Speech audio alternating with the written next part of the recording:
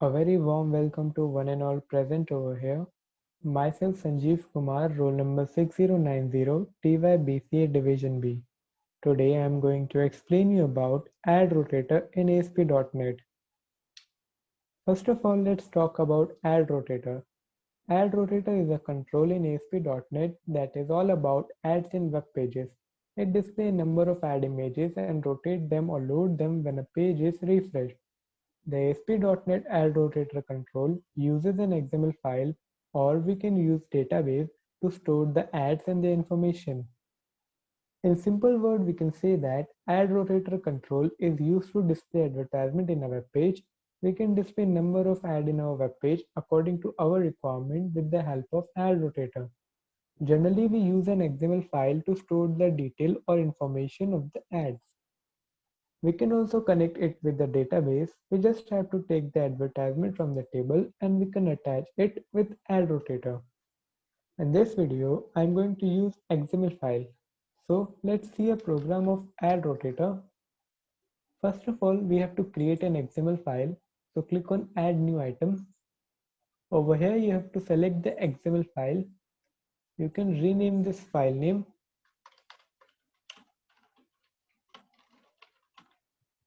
Now click on Add. As you can see over here, we got our XML file. Now this XML file will contain all the necessary details of our ad. I have already written the code for this XML file. Let me just copy paste this.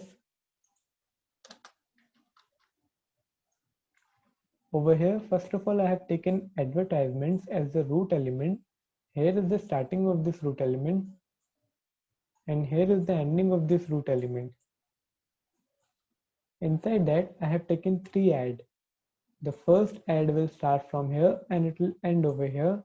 The second ad will start from here and it will end over here. And third ad will start from here and it will end over here. Inside that, these are some common properties. First one is ID. Inside ID, I have written 1. You can write anything over here according to your requirement. Next is image URL. Image URL specifies that where the image is stored. You can see this tilde symbol over here. This indicates the current web application's root directory. This images indicates the folder name, and this 1.jpg indicates the image name. Right now, I don't have any image or folder. So first of all, I have to create a folder. You can give any meaningful name to this folder. I have given images as the folder name. Now right click on images folder, click on add existing item. Over here, I have 3 images. I'm selecting them all. Now click on add. You can see over here, we got all 3 images inside our images folder. Now the first image will be used for the first ad, second image will be used for the second ad, and third image will be used for the third ad.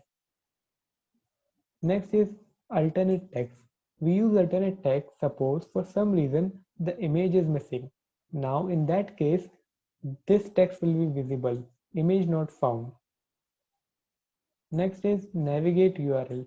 We use navigate URL to navigate the user from one web page to another web page. Suppose I have given an advertisement of a product on a web page.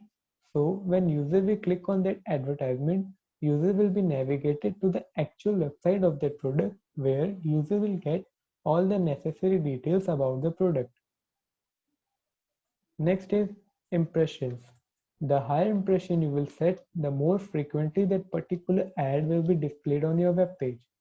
For the first ad, I have taken impression as 40. For the second ad, I have taken impression as 30. And for the third ad, I have taken impression as 20. So the first ad has higher impression if we compare it with the other 2 ads. So the first ad will be more frequently displayed on our web page as compared to other 2 ads. Next is height and width. Actually, what height and width do, it sets the fixed size of each and every image because according to the panel, it displays the advertisement. Now go to default page, double click on Ad Rotator, select new data source, select XML file over here. You can rename this. Now click on OK. Now go to browse. Over here you have to select the XML file. Now click on OK, then again click on OK. Now I'm going to run this program.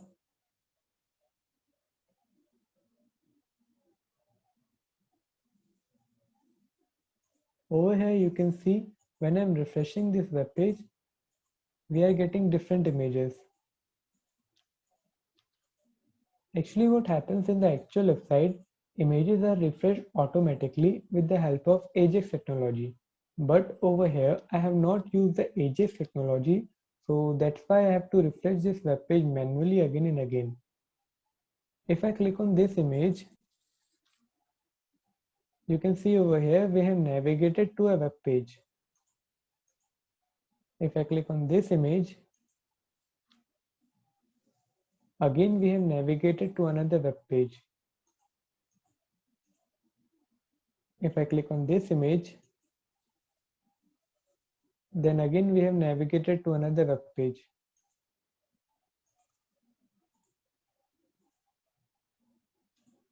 Another important property is keyword.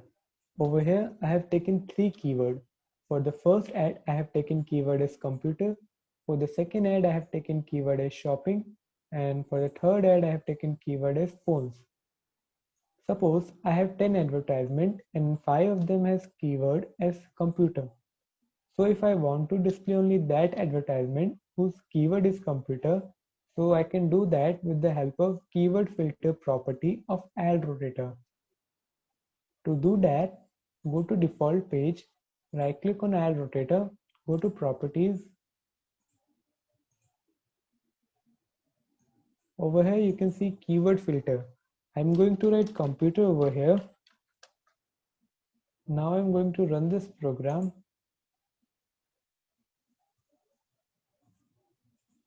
You can see over here when I'm refreshing this web page, we are getting only one image because only this image has keyword as computer. Now I'm going to remove this keyword and again I'm going to run this program.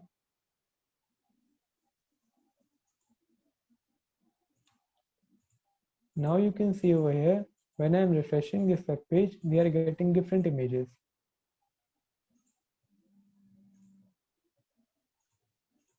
So that was all about ad rotator control in ASP.NET. Thank you for watching this video.